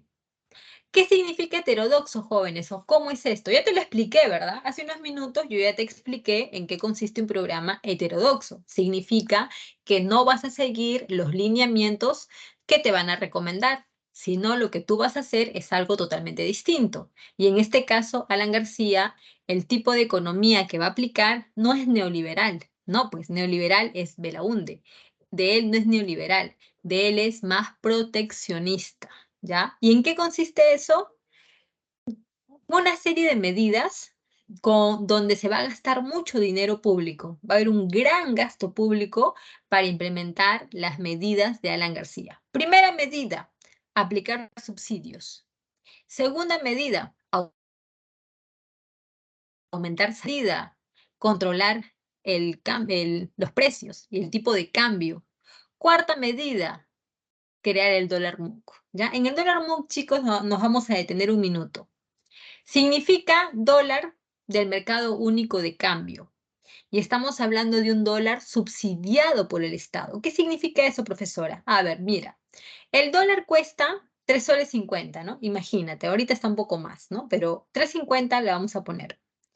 Entonces, para que tú compres dólares, pues a 3,50 el cambio es alto. Pero ¿qué pasaría si yo te digo que te voy a, ¿no? A vender los dólares a 3,50? No, te lo voy a vender a 2 soles. ¿Tú qué dices? Bien, sí o no. Ya le hiciste, estás contento, porque es a un precio que te conviene. Entonces tú, ¿no? Vas a comprar, vas a tener estos dólares MUC, Pero no es, no es que el dólar haya, ese precio del dólar no es que sea un regalo de Dios, sino que lo que está pasando es que el gobierno está subsidiando una parte de ese dólar para que tú lo puedas, ¿no? Recibir, comprar a un precio menor. Entonces es un dólar subsidiado por el Estado porque el Estado está cubriendo aquella parte que tú no estás pagando, ¿ok? Ahora, no se entregó este dólar MUC a todos los empresarios peruanos, solamente se entregó a 12, por eso es que en los diarios chichas en esos años lo llamaban pues los 12 apóstoles de Alan García, porque fueron 12 grandes empresas que se beneficiaron pues con este dólar MUC, ¿ok? Y eso continúa, ¿no, jóvenes? Esa cuestión de entregar dinero continúa. Por ejemplo, hace un par de días nada más, escuchaba un noticiero de la noche en donde se le acusaba a una periodista de que su familia se benefició recibiendo dinero del gobierno del señor Vizcarra por esta cuestión de reactiva, ¿no? Donde tú recuerdas que pues hace un par de años cuando estaba Vizcarra, el Pipito Fiu Fiu, ¿no? Estaba pues como presidente, dio este bono de reactiva a los empresarios, ¿no? Que supuestamente por la pandemia necesitaban, ¿no? Capital. Pero pues a esta empresa del esposo, los familiares de esta periodista, ¿por qué no? A razón de que si era una empresa de turismo y las empresas de turismo pues durante la pandemia no tienen, o sea, no tendría sentido pues, ¿no? Darle a una empresa de turismo porque nadie va a hacer turismo. Todos están encerrados durante la pandemia. Hace días lo escuchaba, para que tú te hagas una idea de que estos casos de corrupción y son pues recurrentes en nuestros gobiernos, y el de Alan García no fue la excepción. Al contrario, muchísimos millones se utilizaron para este dólar MOC. Chicos, fracaso de Alan García. Imagínate que ahora mismo estamos en el año 85 y el señor Alan García ha hecho estas medidas heterodoxas que a ti y a mí nos favorecen. ¿Sabes por qué nos favorecen? Porque nosotros venimos de un gobierno, o mejor dicho, venimos de gobiernos que económicamente la han fregado, han hecho terribles acciones que nos han dejado endeudados con una inflación grande, con una moneda devaluada, falta de empleo. Entonces, venimos de gobiernos que económicamente han fallado y con Alan García las cosas están mejorando. ¿Por qué, profesora? Porque se está entregando un dólar subsidiado a las empresas para que las empresas puedan invertir, para que puedan modernizarse, para que puedan contratar más trabajadores. ¿Acaso no te parece una buena noticia? Claro que sí, ¿verdad? Está aumentando los salarios. Alan García está aumentando los salarios. Está controlando los precios para que cuando vayas al mercado no encuentres los productos tan inflados. ¿Me entiendes? Está entregando subsidios también. Entonces, la gente, imagínate que eso fuera ahorita, entonces tú estarías contento, ¿no? Un poquito contento, ¿no? O sea, y vas a comenzar a disfrutar de una mejora que tú dices, así, o sea, quiero que esto siga, ¿no? Mejorando y estamos económicamente bien, ¿no? Pero era mentira, jóvenes. Era mentira porque esa bonanza económica era falaz. Era una bonanza aparente, una bonanza totalmente de mentira, chicos. ¿Y por qué digo eso? Ahora te voy a explicar. Alan García, cuando llega a la presidencia, una de las primeras cosas que hizo fue irse a Estados Unidos a conversar con los representantes del Fondo Monetario Internacional, quienes le van a decir a Alan García que para poder comenzar a pagar lo que es la deuda externa, el Perú tiene que entregar el 60% del valor total de sus exportaciones. A lo que Alan García respondió que no iban a dar esa cantidad, que el Perú estaba pasando problemas económicos muy difíciles, ¿no? Y por lo tanto, a lo mucho que podíamos dar, ¿no? Como pago a la deuda externa era 10% del valor total, lo que fue rechazado porque los organismos financieros internacionales no estaban de acuerdo con recibir solamente un 10%. Entonces, chicos, esto de acá nos puso en una situación muy lamentable, porque como Alan García se negó a pagar la deuda interna, lo que se nos exigía, entonces nos declararon país inelegible. ¿Qué significa eso? Que a partir de ahora, bancos del mundo no le presten plata al Perú. Empresarios del mundo no vayan al Perú. ¿Y por qué?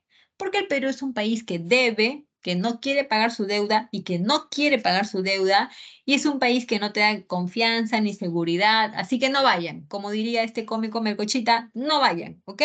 Entonces nos declararon país inelegible, jóvenes. Así nos declararon y nos va a traer serios problemas, porque todo país necesita inversiones, necesita capitales, tanto privados como estatales, pero si no tenemos, nos vamos a la quiebra, pues. Entonces, Alan García, a su negativa de pagar el 60% de las exportaciones, es lo que nos llevó a ser considerados como un país inelegible. Muy bien, vamos con el resultado de esto. Como te decía, toda esa supuesta bonanza económica de Alan García era de mentira, era falaz. Cuando llega el año 87, todo comienza a reventar. Los precios otra vez se disparan, los sueldos no te alcanzaban para seguir manteniendo tu capacidad adquisitiva, ya no se puede seguir dando subsidios, ¿no? Ya es difícil, ¿no? ¿Qué más? Se generaban largas colas para comprar el azúcar, el arroz, el aceite. ¿Por qué? Porque recuerda que la inflación subía y subía cada día y tú ibas y estaba todo carísimo y lo peor es que ya no encontrabas productos, rápidamente se terminaba y solamente podías consumir, pues, o mejor dicho, tu capacidad de consumir se redujo totalmente. Así que vamos a ver que estos fueron los resultados de el programa económico de Alan García. Ahora, tú quieres entender por qué fracasó, ¿sí o no? Ya te dije que lo que pasó, ya te dije eso. Ahora vamos en el meollo de por qué fracasó. Bueno, primero, no es que haya sido un éxito. No, pues, esto no ha sido un éxito. Lo que te he dicho es que esa supuesta bonanza era solamente engañosa, era de mentira. Esa supuesta bonanza nunca existió, jóvenes, nunca existió. Lo que hizo Alan García fue maquillar la situación, fue engañarnos con esta falsa apariencia de prosperidad económica que nunca en realidad tuvo sustento. ¿Por qué? Porque Alan García lo que hizo fue gastarse plata de nuestras reservas. Alan García se gastó todas las plata de las reservas que teníamos y por eso es que quiso estatizar los bancos, porque quería agarrarse también la plata de los bancos. Pero los banqueros, ¿no? Se unieron y con el liderazgo de Vargas Llosa, ¿no? A través del movimiento Libertad, vamos a ver que van a evitar que Alan García pueda también estatizar los bancos peruanos.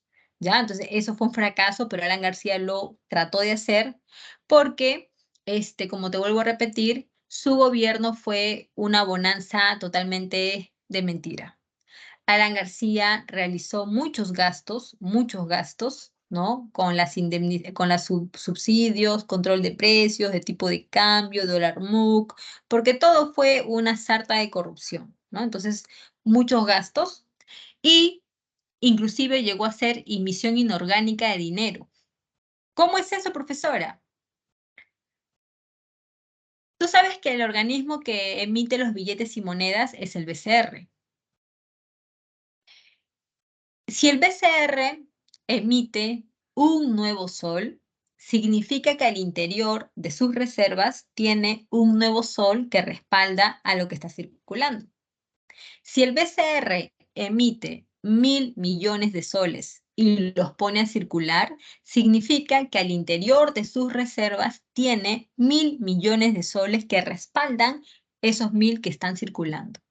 Si el BCR emitiera 100.000 millones de soles y al interior de sus reservas no tuviese 100.000 millones de soles, significa que ha hecho una emisión inorgánica de dinero, que esa plata que ha lanzado a la circulación nacional es una plata que no tiene respaldo, es una plata que no existe, ficticia.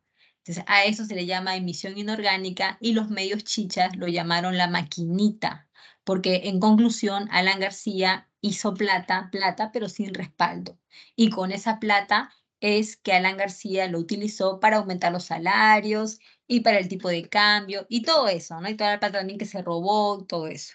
Entonces, por eso es que decimos que dentro de las consecuencias de este producto es que el Perú fue declarado inelegible. Como parte de esto, es que durante esos años nos aislaron del sistema financiero internacional y por lo tanto no vinieron las inversiones extranjeras. Se generó una inflación a partir del año 87, ¿ok? Una gran inflación que llegó a ser una hiperinflación, ¿no? Con un récord que nunca antes en la historia se había visto, ¿no? O sea, más del 7000%. ¿Qué más? Se devaluó la moneda, dolarización también es otra consecuencia. Y los paquetazos. Los paquetazos ya te lo expliqué hace un momento y te lo vuelvo a repetir. Los paquetazos son medidas económicas y fiscales que buscan solucionar los problemas económicos, pero los paquetazos tienen un impacto negativo en la población, porque la población no va a querer estos paquetazos. Y profesora, ¿por qué la gente no quiere los paquetazos?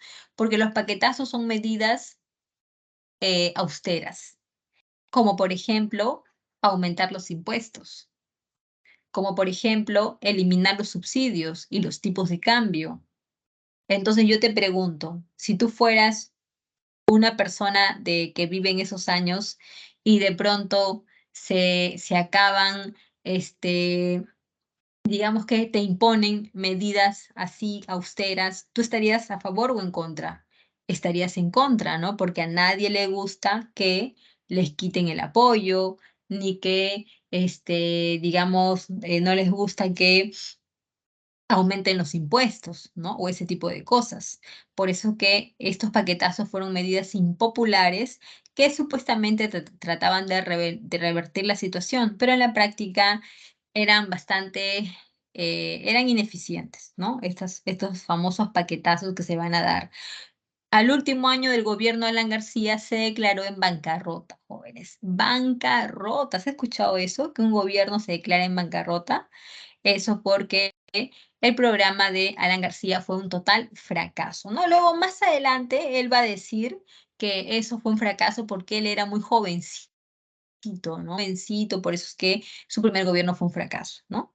En fin, Sendero Luminoso y el MRTA se van a expandir en la sierra captando a los campesinos y van a llegar a la costa, ¿ya? Van a llegar a Lima, por ejemplo, y van a comenzar a cometer una serie de delitos, ¿no? De acciones, como por ejemplo volar las torres de alta tensión, colocar las bombas en los coches, ¿no? Los famosos cochebombas.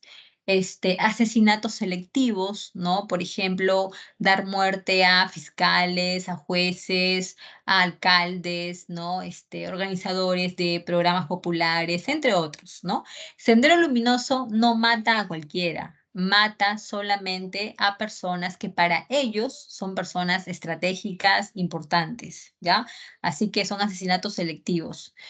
Y Sendero Luminoso va a comenzar a crecer, ¿ya? Durante estos años ya va a comenzar a crecer y crecer y crecer, de tal manera que más adelante le voy a comentar cuál fue la impresión, ¿no? Del crecimiento de esta agrupación subversiva. Em, Chicos, vamos a apagar el celular que se prendió. ¿Tú sabías que antes la PNP no existía? Antes la Policía Nacional del Perú no existía, porque lo que existía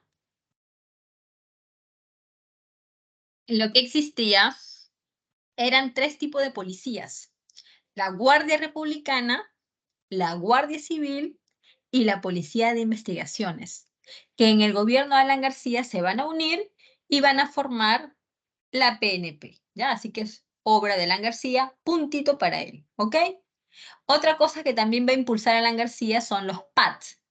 El PAT es programa de integración al trabajo, o sea, mediante, no es PAT, disculpen, es PAIT, por eso que no, este, por eso es que como que las siglas como que no me salían bien, ¿no? No es PAIT, sino, bueno, no es PAT, sino que es PAI, Programa de Apoyo a la Integración Laboral, mediante la cual se trataba de buscar empleo para las personas desempleadas, pues, ¿no? Y así trabajos de mantenimiento, reconstrucción de caminos, mejora de infraestructura, cosas así, ¿no? Entonces el PAI fue una forma de dar trabajo a algunas personas. También jóvenes, con Alan García hay pues crímenes, ¿no? De violación a los derechos humanos, como la matanza de Cayara, de Acomarca y la matanza en el Frontón, ¿no? Que fue bastante lamentable aquel día, aquel año, ¿no? En esta isla cerca, frente al Callao, ¿no?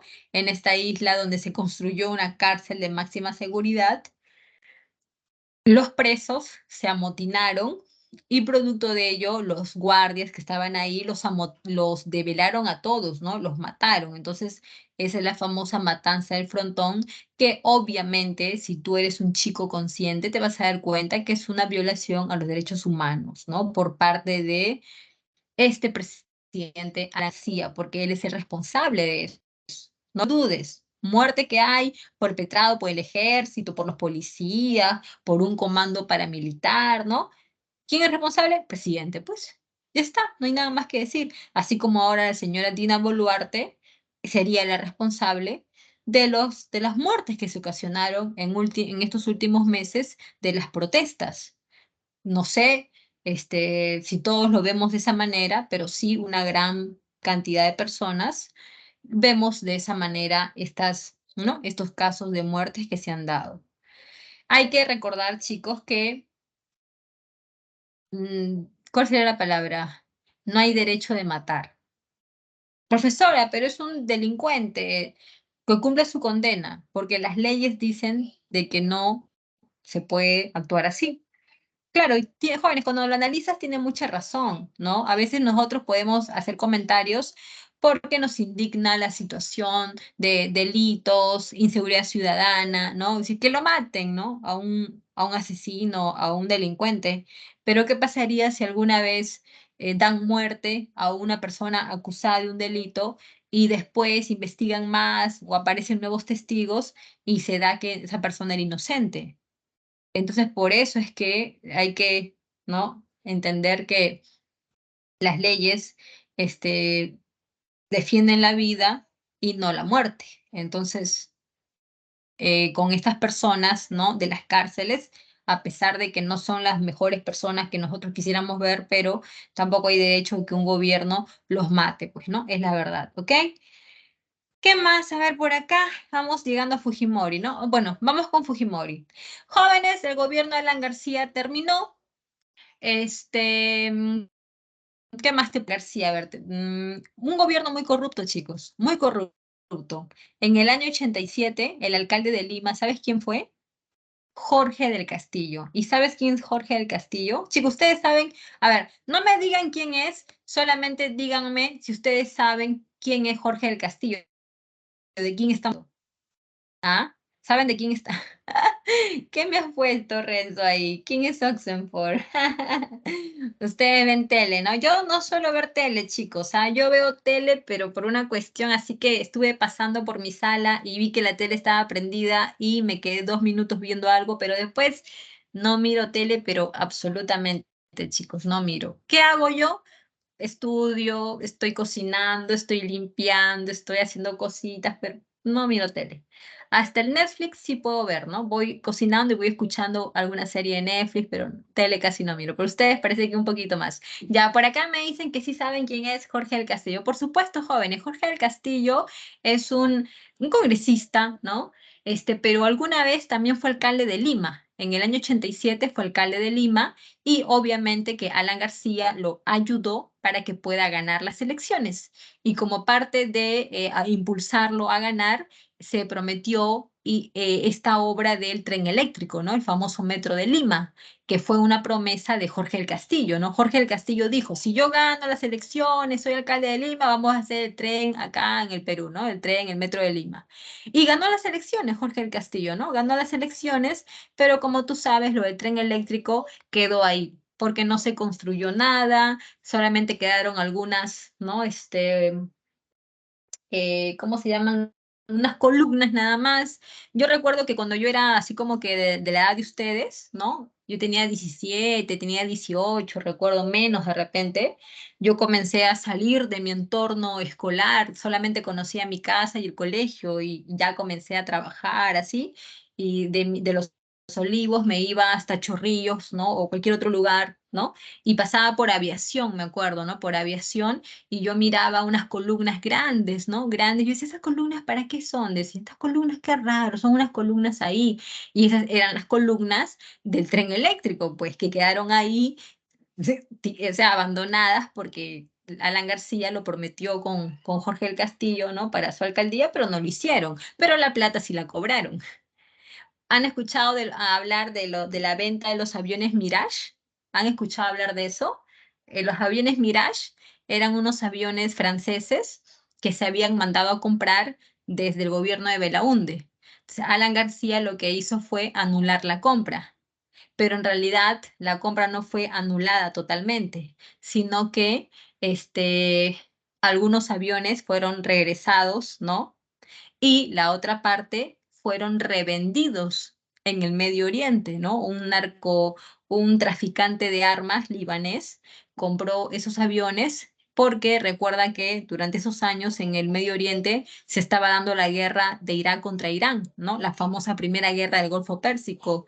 Y Alan vendió estos aviones por allá a este traficante y ya te imaginarás cuántos milloncitos de dólares habrá recibido por eso. Por eso es que Alan García nunca supo cómo justificar la compra de sus casas en Naplo y en Chacarilla, porque un presidente que gana un sueldo que no es el mejor sueldo del Perú, porque hasta donde yo tengo entendido, el funcionario que más plata gana acá en el Perú no son los presidentes, chicos. Los que más ganan son el presidente del Poder Judicial. Imagino que el presidente del Banco de Reserva debe ganar más. Ellos son los que ganan más. Entonces, un Alan García, ¿de dónde podía comprar esas casas, no? ¿De dónde sacó todo su patrimonio para irse a vivir a París? Porque Alan García vivió en París desde que se fue en el año 92 hasta que regresó para su segundo gobierno, vivió en París y vivir en París es carísimo. ¿Cuánto cuesta vivir ahí? Entonces ya te imaginarás, pues, ¿no? Toda la corrupción de los presidentes que hemos tenido, unas verdaderas joyitas. Y no podemos hablar bien de Alan García aunque esté muerto, porque igual tenemos que decir las cosas pésimas de su gobierno. En el año 90, no sé si el favorito, pero sí con gran probabilidad de ganar, era Mario Vargas Llosa, porque se hizo conocido por el famoso Movimiento Libertad que impidió la estatización de los bancos que trató de hacer Alan García. Entonces Vargas Llosa era el candidato más conocido, ¿no? Y podía ser el virtual ganador. Pero así de repentinamente apareció un outsider, o sea, un personaje nuevo que no tenía trayectoria política. Estamos hablando de este ingeniero de agrónomo de la Universidad de La Molina, Alberto Fujimori Fujimori, que apareció con sus tractores. Yo hasta ahorita recuerdo, ¿ah? Yo en ese año tenía 12 a 13 años y yo recuerdo claramente sus campañas, ¿no? Con esta agrupación, Cambio 90, se llamaba su agrupación política, y Fujimori pues se mostraba todo bueno, el baile del chino, ¿no? Entonces con esta cantante de Euforia, ¿no? El baile del chino, ¿no? Y se ponía su polito anaranjado, me acuerdo todavía. Entonces se ganó rápidamente, ¿no? La popularidad de la gente. Y en segunda vuelta hicieron el debate y Fujimori Vargas Llosa dijo, ¿no? Si yo gano las elecciones, voy a hacer un shock económico porque es necesario. Y Fujimori dijo, si yo gano, no voy a hacer el Fujishock. Y ganó Fujimori. ¿Y por qué ganó? Porque la gente tenía miedo, pues la gente, tú le decías shock económico y la gente tenía miedo. Y cualquiera, pues, ¿no? Porque te va, un shock económico que te lo voy a explicar ahora, a cualquiera le hubiera dado temor. Pero Fujimori nos mintió, pues, porque lo primero que hizo tras ganar fue aplicar el shock económico. Ahora, hay que también mencionar que Fujimori iba a ganar con los votos del APRA, porque el APRA ayudó a Fujimori a su triunfo. Por eso es que se dice que el APRA, o sea, que el Fujimorismo es creación del APRA, ¿ok? Así tal cual como te lo digo. Fujimori como presidente, lo primero que hizo es irse a Norteamérica, a Washington, a conversar con los representantes del Banco Mundial y el Fondo Monetario Internacional, quienes, quienes escuchan a Fujimori y ¿no? Fujimori se va a comprometer a volver a pagar la deuda externa. O sea, esa fue la promesa de Fujimori. Para eso fue a Washington, a prometer que el Perú otra vez iba a pagar su deuda externa. Entonces, en consecuencia, nos reinsertaron nuevamente al sistema financiero internacional, ¿no? Con esta promesa que Fujimori hizo, nos reinsertaron otra vez al sistema financiero internacional. Así que otra vez tuvimos crédito, otra vez las inversiones van a llegar al Perú y en ese sentido, pues, eso es una medida, ¿no? Por parte de Fujimori. Vamos con lo otro. Cuando Fujimori regresa de su viaje de Estados Unidos, lo primero que hace es aplicar el shock y lo va a hacer a través de su ministro de Economía, Juan Carlos Hurtado Miller, quien mediante un mensaje a la nación va a salir a explicar este shock económico que a todos nos agarró por sorpresa porque se supone que no se iba a dar. Además, es muy recordado este mensaje de Juan Carlos Hurtado Miller porque al final dice que Dios nos ayude, ¿ok? Y en YouTube está para que lo pueda ver. Ahora, ¿de qué se trata el shock económico, también llamado chicha, de manera chicha como el Fujishock? Se trata, jóvenes, de liberalizar los precios, chicos. Liberalizar. A ver, yo te digo una cosa. Mira, vamos a verlo de esta manera. Yo sé que a ti y a mí nos gusta los subsidios. Nos gusta que nos aumenten el salario. O sea, ¿a quién no le gusta, dime? ¿A quién no le puede gustar que le aumenten el salario? A cualquiera. Nos gusta que si hay inflación, entonces nos gusta que el Estado nos apoye por medio de una política de control de precios o una política de control de tipo de cambio, o sea, porque son medidas que a nosotros nos van a ayudar a resistir, ¿no? Esta crisis económica. Pero hay que entender que con estas medidas no se resuelve nada. Eso tienes que entenderlo. Con eso de los subsidios, del aumento salarial, con eso no se resuelve nada. Lo único que estás haciendo es aguantar el problema, hacerlo más largo, contenerlo, pero no lo estás solucionando. Además, para poder hacer estos subsidios y aumentos salariales, para hacer eso hay que tener plata. Y tú sabes que Alan García, primero, se gastó todas las reservas que nosotros teníamos y segundo, recurrió a la emisión inorgánica de dinero, porque ya no había plata, no había nada. Entonces, para hacer estos mecanismos, ¿no? Estos programas, hay que tener dinero. Pero nosotros no teníamos plata, pues no teníamos plata. Entonces, ¿para qué continuar con ese engaño? Te digo, ¿para qué? Dime. No, pues, si había que tomar medidas, había que tomarlas, sean como las que tengan que ser. Y en ese sentido, el shock económico era pues una muy buena solución para lograr pues solucionar esa crisis económica que arrastrábamos desde Velasco. Los economistas dicen que habrían otras fórmulas para superar el problema económico, pero serían un poco más largos, ¿no? Más a mediano, largo plazo. Entonces, lo del shock económico en ese momento fue lo único, lo más rápido, y eso es lo que hay que entender. Ahora, ¿qué significa liberalización de los precios? Significa que a partir de ahora así tengas o no tengas plata, no importa, el Estado no te va a ayudar. El Estado no te va a ayudar con subsidios ni con nada.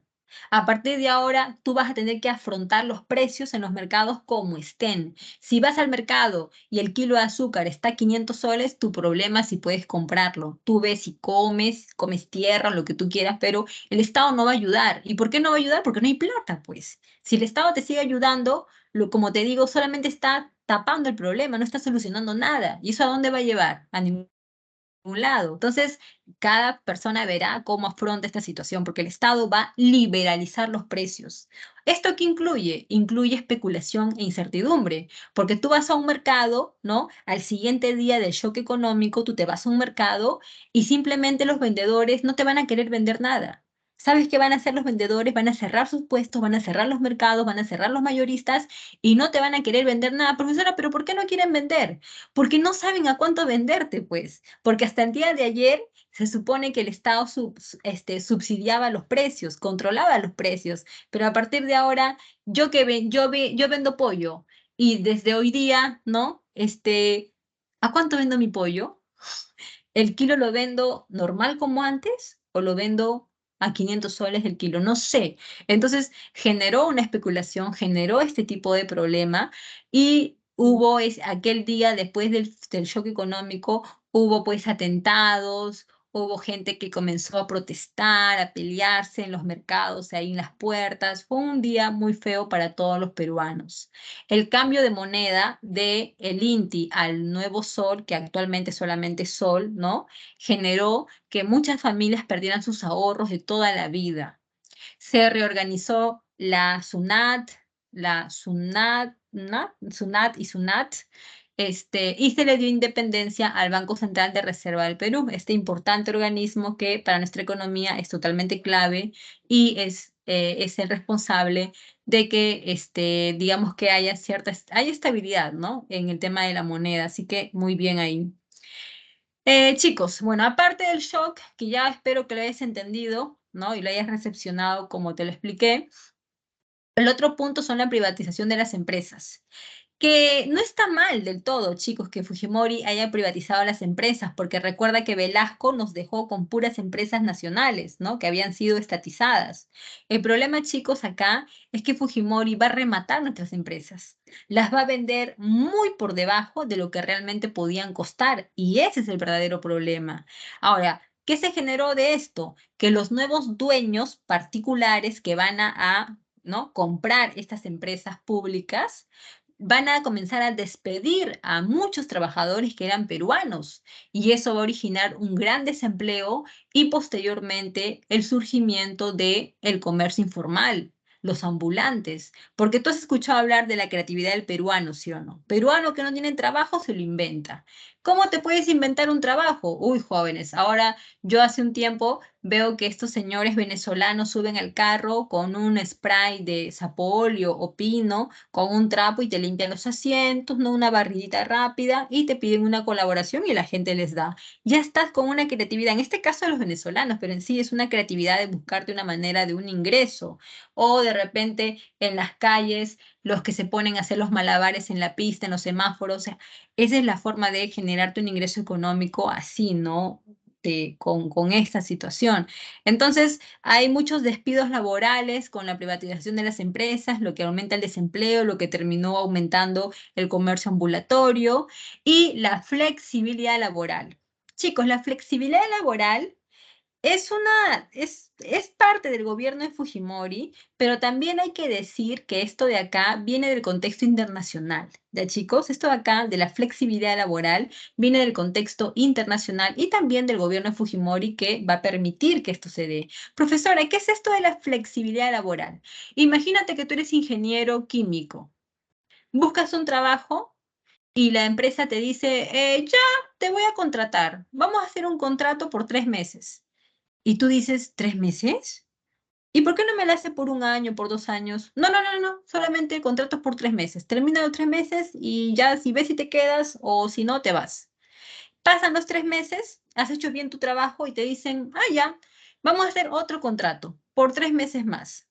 Y tú dices, pero ¿cómo? Si ya probaron de que soy un buen ingeniero, ¿por qué no me hacen mi contrato ahora sí de un año mínimamente, ¿no? No, no, no, 3 meses. Y cuando pasan los 3 meses, otra vez te hacen contrato por 3 meses más. ¿Y por qué esto? Porque esta empresa lo que está haciendo es hacerte estos contratos cortitos para no reconocerte ningún tipo de derecho laboral. Esa empresa no te va a dar vacaciones, porque en 3 meses de contratos no se le da vacaciones a nadie, no te da gratificación, no te va a dar liquidación, no vas a tener seguro, no vas a tener nada. Y lo peor de todo es que acaban 3 meses y te puede decir, ya no queremos contar con usted y te votan. ¿Te das cuenta? Esa es la flexibilidad laboral que hace referencia, esta injusta situación laboral en que muchos profesionales viven así, con trabajos que son así por meses o en calidad de terceros, ¿no? O sea, cosas así, chicos, que hay que conocerlo, hay que decirlo, de dónde vienen, desde cuándo, y también aparecieron las famosas services, que seguro que ustedes han escuchado hablar de ellas, ¿no? Estas empresas que contrataban, que eran intermediarios entre las personas que buscaban trabajo. O sea, tú buscabas trabajo. Las services te dice, yo te voy a ayudar a encontrar un trabajo. Y te colocaban en un empleo donde te pagaban 1.500, ¿no? Y la service cobraba un porcentaje de tu salario. Digamos, el 20% de tu salario era para la service. ¿Eso por qué? Dime, ¿no? O sea, está bien que te ha ayudado a colocarte en una empresa, pero debería ser un monto de retribución y ya. Pero no, las services cobraba un porcentaje de tu salario y así como a ti, en muchas cientos de personas más hacía exactamente lo mismo. Y ya está, ese es el trabajo de las services. ¿Por qué tiene que haber services, profesora? ¿Por qué la empresa no me contrata directamente a mí? ¿Por qué tiene que ir con las services? En 1992, el 5 de abril, Fujimori se convierte en un dictador porque va a disolver el Congreso y va a tomar otras instituciones públicas, como el Tribunal de el Consejo Nacional de la Magistratura, como por ejemplo el Poder Judicial, va a confiscar los comunicación y a este pequeño gobierno dictatorial lo va a llamar el Gobierno de Emergencia y Reconstrucción Nacional, que duró poco, jóvenes, duró menos de un año porque por presión internacional le van a exigir a Fujimori de que restablezca la democracia en el Perú. Y por eso Fujimori va a convocar a un Congreso Constituyente que va a terminar promulgando una nueva constitución en el año 1933, que es la que tenemos hasta el día de hoy. Jóvenes, ¿por qué Fujimori disolvió el Congreso? Porque no le convenía, pues jóvenes. Recuerda que su partido, Cambio 90, era un partido nuevo. Y cuando él se convierte en presidente por primera vez, en el Congreso no tenía mayoría. Cada acción que él quería tomar, el Congreso lo rechazaba. Pues sabes cómo funciona, ¿verdad? Un equilibrio de poderes. Poder legislativo, poder ejecutivo, poder judicial, hay un equilibrio de poderes. Entonces Fujimori no tenía mayoría y para lograr eso cerró el Congreso, convocó nuevas elecciones y ahora sí va a tener mayoría con la cual va a poder contar para sus medidas que va a tomar. En esta nueva constitución, por ejemplo, se establece que el Congreso va a ser de una sola cámara, ¿no? Una sola cámara que es de 120 congresistas. Se habla de una reelección presidencial inmediata solamente para un segundo periodo, nada más. Se va a tomar el modelo económico neoliberal o de libre mercado, entre otras cosas, ¿ya? En cuanto a la lucha contra el terrorismo, Fujimori va a impulsar este comando, bueno, este grupo paramilitar conocido como el Grupo Colina, ¿ya?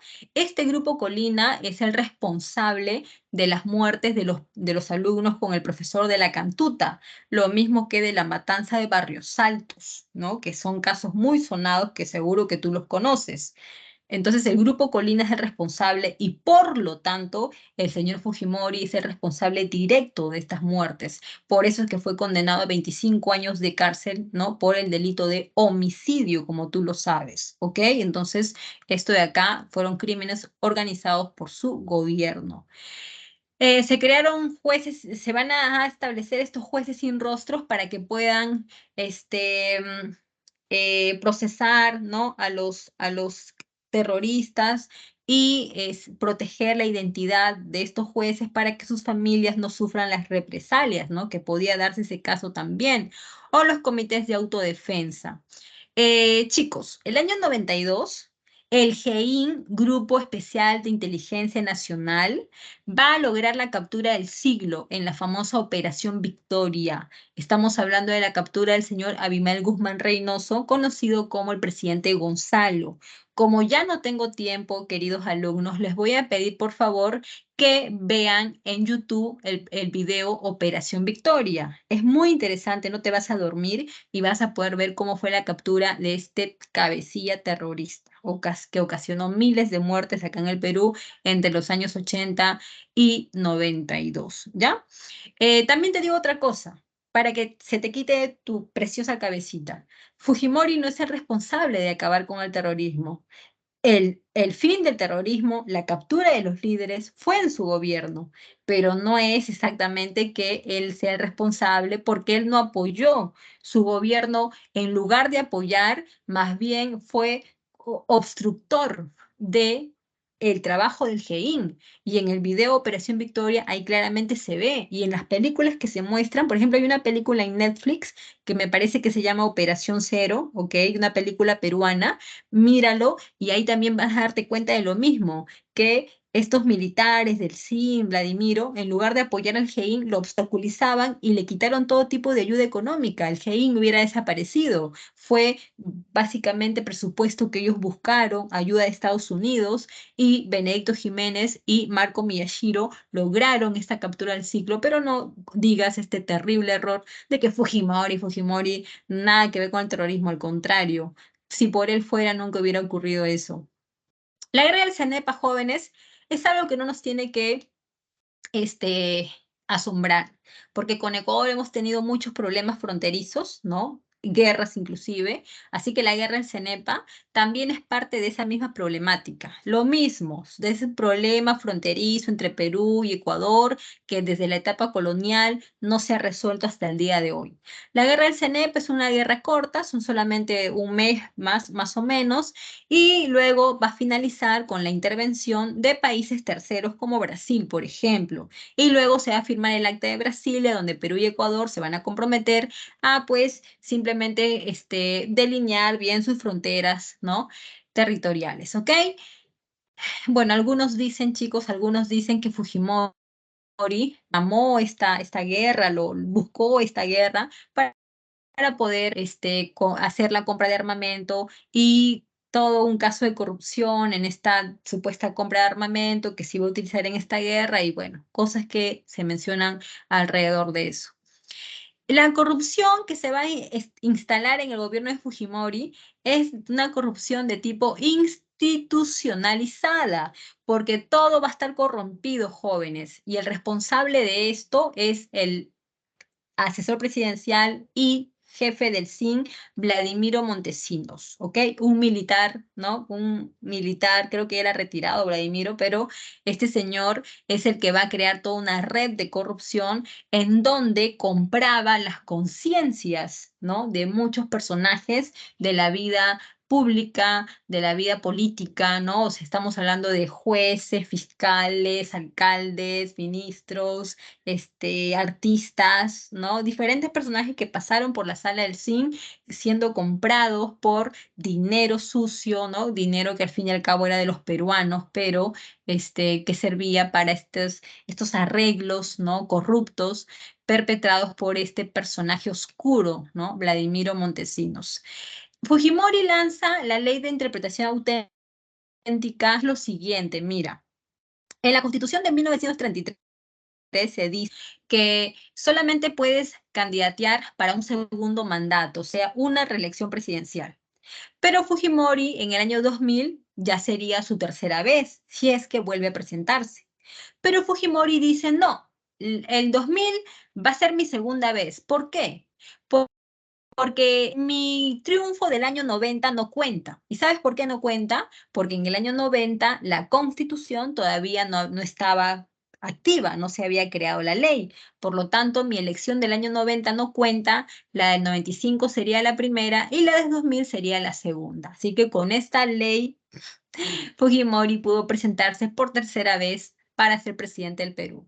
Lo que va a ocurrir en la Embajada de Japón es que un grupo de emerretistas van a entrar para pedir la liberación de su gente, ¿no? De la cárcel, porque según ellos eran maltratados, ¿no? Entonces querían eso y habían tomado como rehenes, ¿no? A toda la gente que asistió, ¿no? A celebrar en la Embajada de Japón, ¿no? Entonces, al final, después de algunos meses, este plan, Operación Chavín de Huántar va a tener éxito y se va a lograr, pues, develar a todos los terroristas que estaban implicados en este, pues, atentado contra la Embajada del Japón, ¿ok?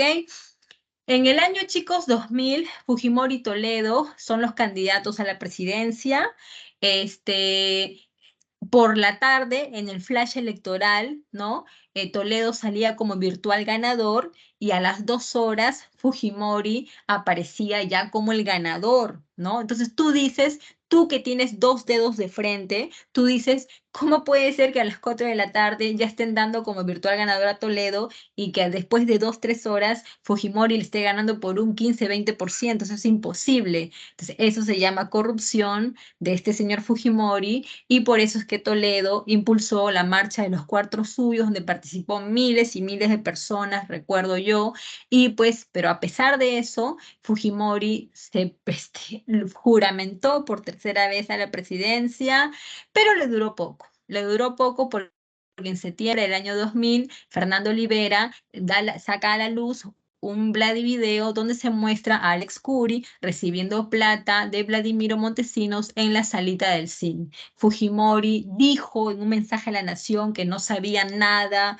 Keiko tampoco, Kenji tampoco sabía nada, o sea, nadie sabía nada, y Fujimori convocó otra vez a elecciones donde él no se iba a presentar, y pues justo para su buena suerte, ¿no? En esos días tuvo que viajar a la cumbre de la PEC en Brunei y después se pasó a Japón, desde donde mandó su renuncia por fax porque él era ciudadano japonés también. Entonces acá el Congreso no aceptó su renuncia y lo destituyeron por incapacidad moral permanente. Luego, jóvenes, se forma un gobierno provisional con Valentín Paniagua, donde básicamente se restablece la democracia acá en el Perú, se van a formar estos juzgados de acción, la Comisión de la Verdad y Reconciliación, que hoy en día solamente lo conocen como Comisión de Verdad, para investigar todas las muertes que ocasiona el terrorismo del año 80 al año 90, y se comienza a explotar el gas de camisea.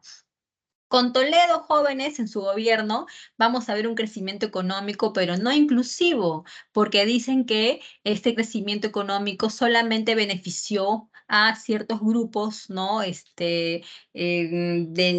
Digamos que de clase media, ¿no? Alta, pero la gente pobre continuó siendo pobre. Por eso es que dicen que es un crecimiento económico no inclusivo. Lo que sí podemos y tenemos que decir es que en este gobierno la inflación se mantuvo a una cifra totalmente equilibrada, positiva del 1 o 2%, y algunos dicen que fue pues las buenas medidas de Toledo como economista de Harvard que era, y otros dicen que no, ¿no? Simplemente fue la buena coyuntura internacional, los efectos del Fuji Shock que se estaban comenzando a sentir, ¿no? Después de 10 años, el modelo neoliberal que se va a implantar acá en este gobierno, el turismo bastante fuerte que vamos a tener, ¿no? En esos años, también en parte gracias a la labor de la primera dama, Elian Karp, que en ese sentido va a impulsar mucho lo que es la reactivación del turismo, los teles que se van,